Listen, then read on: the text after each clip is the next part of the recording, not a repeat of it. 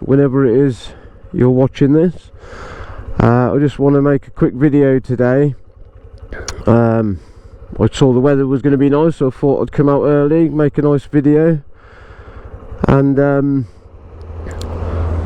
yeah, I was going to shine some light on the beauties, the benefits of riding a motorcycle, stuff I've learnt so far and things I've benefited from in my just, you know, recent discovery of riding motorcycles. So hopefully you could join me. We're going to go for a little ride, see some nice little villages and stuff, and have a good old chat about motorcycles. Let's begin.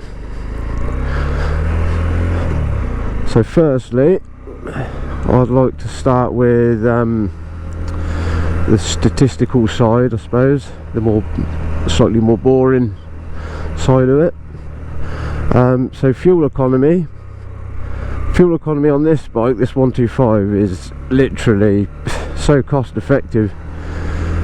I had a car before and the cost difference is absolutely astounding, the difference. So let's begin with, what should we start with? Fuel economy. Yeah, so this bike here, I use it for work 5, sometimes 6 days a week, and it's about 4.5 miles to my work from my house, so 2 times 4.5 is 9 miles a day, 5 days a week, let's say. And I fill it up with it's about £13. I've never put any more than 13 quid in it. That's like, I don't let it get bone dry down to the last bar, but it sort of gets floating around because these digital displays are not very accurate. So yeah, when it's on about 2 bars, 3 bars, I'll go and fill her up again. It usually costs about £12–13 for the premium stuff as well. I only use premium. You might as well when it's only costing you however much to fill up. So yeah, use the best stuff. So 13 quid, 12–13 quid, and that lasts me, I'd say, about 2 weeks, and that's 9 miles per day, 5 days a week. So if you want to get your calculator out and add that up, be my guest. So that's fuel economy. Road tax is literally almost pennies. It's £21 to tax this bike for the whole year. 21 quid for the year, whereas my car was, I think that was like 20, about the same price per month. So big difference there. Insurance. Okay, so when you first start riding, especially if you're young, I suppose, it's going to be pretty high, because obviously they're insuring you for your safety, for any damage to the bike. And I suppose if you're younger, a bit less experienced on the roads, then they think you're more likely to maybe have a little accident or knock your bike about a bit. But, so your insurance is going to be high to start with, but that will be the only thing that's going to cost you a decent amount of money. Fuel and everything else, road tax, peanuts really. So yeah, but I did notice that when I'm 40, I was 39 when I done my CBT last year. This insurance was a bit high, not like really high, because obviously I'm a bit older and they take that into consideration. But since I've been riding for sort of near enough a year, I've bought another bike, because I've got my Mod 2 coming up in a few days, which is the last stage of the big bike test. So hopefully I pass that, because I've got the bike ready, I've already insured it and all that, and that was a lot cheaper, because I put what was it, I've got 1 year's no claims. I suppose that made a bit of a difference, and a few other bits and bobs. And obviously probably because I've been riding on a motorbike for a year, with no claims. Maybe that knocked it down a lot, but I was really chuffed with that. So yeah, insurance is the only thing that's going to cost you a bit, but it's still nowhere near as much as insurance for a car. So anyway, moving on. Just the freedom, that's the big one, isn't it? I think what people who are not even motorcyclists, they see someone out on their bike on a nice day and it just sort of says freedom, doesn't it? Speaks for itself. But I love that. The fact that I'm just perched, I'm not buckled down or anything. I know it's a bit more dangerous, quite a lot more dangerous if you're not careful, but as long as you do it safely and be sensible about it, there's just other idiots on the road you have to put up with, so you just have to be aware of that. It's your duty to be aware of these clowns on the road, because they don't, the car drivers tend to be quite selfish, don't they, when they're on the road. I'm not saying they're all bad people.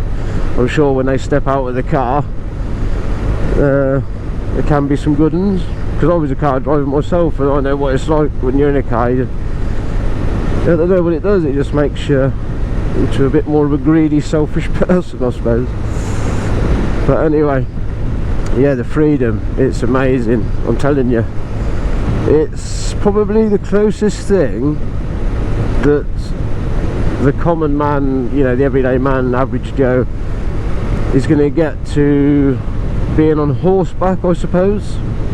I suppose there's something in it, like rooting back to our roots back in the old days when we used to get about on horseback and stuff. And there must be something in our genetics that when we get on a motorbike, it's that same sort of feeling, I suppose. That's the only way I can describe it.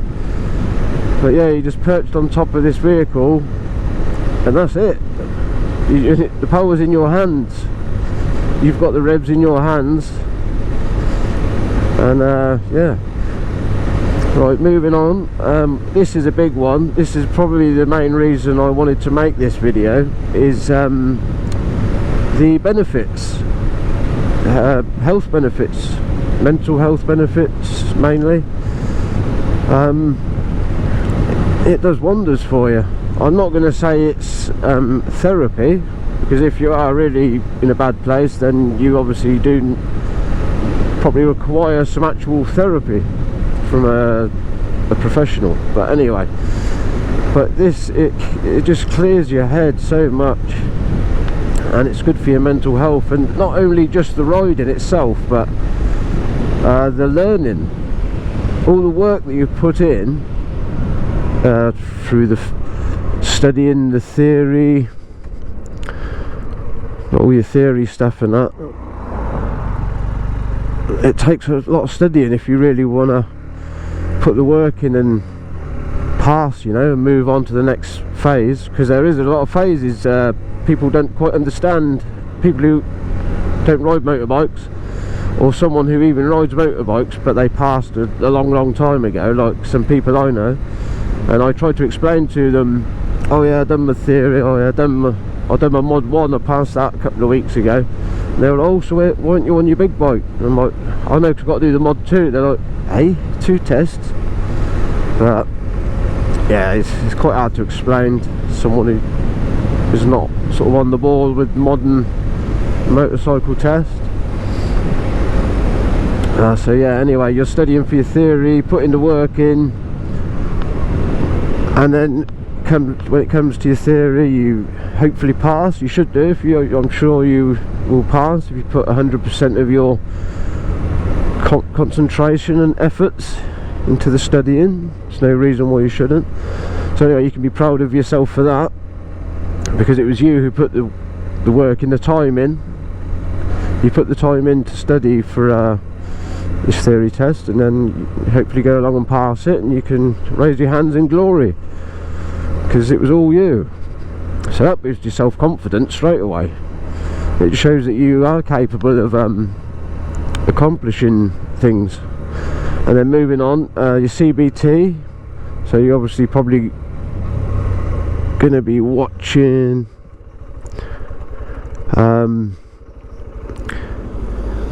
Bloody gear's gone out now, sorry. There we go. Right, anyway. So CBT, yeah, you're probably like me, you're going to be searching on YouTube and stuff, how to prepare and all this. If you've never been on a bike before at all, it's completely new to you. And let me tell you, I thought it myself. I thought, oh, I never had any experience on motorbikes when I was younger and all this malarkey. But in a way, it can benefit you from not flying around the fields on a crosser or anything like that, because I spoke to a lot of people actually that have done that. You've been on the field when they're younger on the dirt bikes, and when they go to do a CBT or whatever, the Mod 1 or something, they fail. Some, not always, but they can end up failing because they pick up bad habits from their dirt bike days. So because you're going in as a complete newbie, completely no experience whatsoever on a bike, so just don't worry about it, because you're a fresh blank page. That's the way the instructor will see it. You're a fresh blank page, you've got no bad habits, you know, and he can just paint the picture that he wants. Actually, I wanted to go down there. Oh. I'll turn around in a minute, guys. So yeah, he can craft you, mould you into a brand new rider with no bad habits. So yeah, don't worry, use it to your advantage. So yeah, that's the CBT and stuff. And like I said, the ease of access to getting on the road on a bike is amazing. You pay, I think it's 120 quid or, well, depending on where. That was a bit stupid, man. Sorry. Not the safest place, really. I shouldn't have done that. So I only turned around because I wanted to go down there.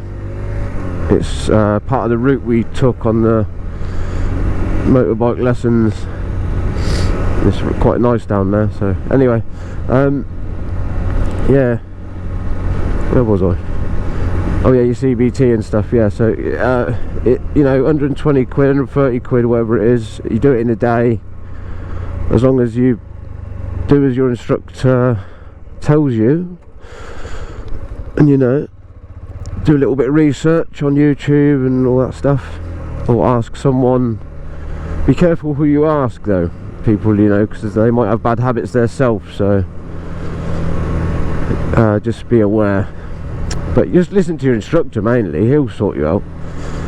And then yeah, do it in a day, hopefully you get through it. Look how high we are, guys. Hopefully you can see through them trees, the views. That's why I wanted to come down this way. It opens up in a minute. Look at that, cinematic. Oh, it's just gorgeous, isn't it? This is another thing about being on a motorbike. Look at this. It's just different to being in a car. You're here, I can feel the breeze, even though it's a bit chilly. It wakes you up and it freshens you up. You're part of the scenery, I suppose. It's just amazing, man. Some of the little adventures you can go on, even locally in your own area. You don't have to go too far afield. You can just find some amazing little places, pull up almost where you want, not like in a car, because you're in this big bulky big square, aren't you? You can't go blocking places up. But yeah, it's amazing. So anyway, yeah, do CBT, 130 quid, blah blah blah. You're on the road. Well, you might not be on the road, because some people do their CBT and think, I'm not going to bother getting a 125 because I want to get my CBT done, then my Mod 1, then my Mod 2, and then just spend the money on a big bike, which is perfectly understandable. I understand that.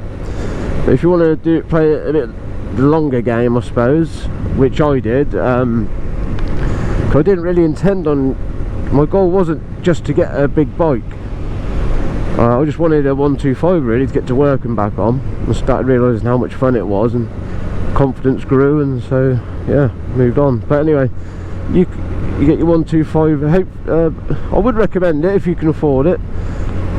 Do your CBT, get a 125, because your CBT does last for 2 years, so you know, you got sort of, you'll have to redo your CBT after the 2 years is up, or go for your big test within that period. So anyway, so let's say you want to do your big test at some point and you don't want to do your CBT twice. So for example, do your CBT, so there's 2 years till it expires, so let's say that gives you, let's say a maximum of 18 months or so, give or take, to just, and you got 125 and you just practice. You just want to go around practicing.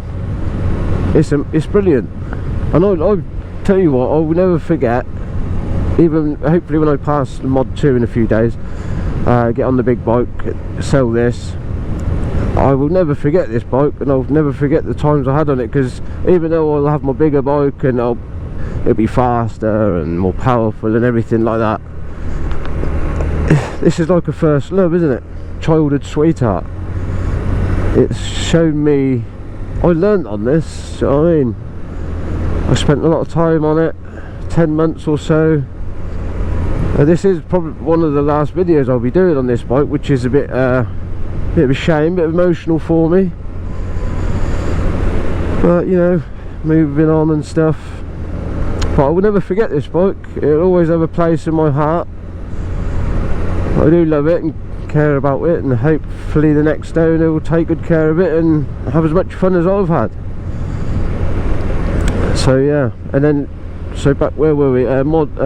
CBT, and then you get yourself, let's say you get yourself a 125 like this. You practice for 18 months or so, give or take, and then maybe, oh, where are we going? We don't want to go there, do we? Sorry. Yeah, so 18 months practicing on the road with your 125, with your CBT, or you can do it in less. I did 10 months I think it took me to get my mod 1 booked and stuff. So yeah, let's say you book your mod 1, you've been practicing on this for a year or so, or 18 months, something like that, and then you've got a lot more experience then. Rules of the road, like the way, how to handle a bike, and people may tell you that yeah, big bikes and smaller bikes such as 125s, oh, it's a different ball game. It's not. Yeah, they're faster, they're heavier. It's the obvious really, isn't it? But the principles are exactly the same. You turn the throttle to move, learning clutch control, it's the same. You just adjust it a bit, because obviously you've got a bit more power on a bigger bike, which I actually found a little bit easier to pull off and crawl around in traffic on a big bike. There's just that more grip, that more pull. But yeah, but I cannot recommend it highly enough. Doing your CBT rather than rushing straight in and going straight for your DAS course, your mod 1s and 2s and stuff. I highly recommend getting yourself a 125 and just really enjoying it, learning the basics, the fundamentals, and just reaping the benefits for your mental health. And you know, I'm just going to pull in here, guys. I'm going to stop the video in a minute. So yeah, I'm going to bring this video to a close, but yeah, do your test, do your CBT, get yourself a 125, enjoy yourself, just really, and I think in a way it's good to get a 125, because you can obviously find out then if you really do want to move on to the next step and get a bigger bike and pay the money for the bigger test and stuff, because you might just be happy with this, or you might not even like riding a bike. You might find after a while, but I can't see that happen. It's just too amazing. But right guys, so on that note, I'm going to leave it for now. Anyway, all the best with your CBTs or your theories, mod 1s, mod 2 tests, if you've got all them coming up. So yeah, I'm going to bid you a fond farewell and ride safe, stay whenever it is you're watching this.